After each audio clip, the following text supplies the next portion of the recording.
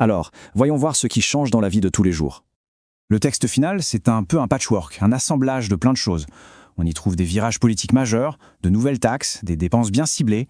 Bref, on va regarder en détail les mesures les plus importantes. Et la première, c'est une sacrée concession faite au Parti socialiste. La réforme des retraites de 2023, celle qui avait mis des millions de personnes dans la rue, eh bien, elle est mise sur pause. C'était clairement un des points les plus chauds du projet de loi. Ensuite, une mesure qui touche cette fois les revenus du capital. La CSG, la contribution sociale généralisée, va augmenter sur les dividendes, les plus-values boursières. En clair, la flat tax, qui était à 30%, passe à 31,4%. L'objectif, c'est de récupérer environ 1,5 milliard d'euros pour financer l'aide à l'autonomie. Et puis, il y a eu la pression de dernière minute. Les fédérations hospitalières ont tapé du poing sur la table. Elles craignaient une vraie cure d'austérité.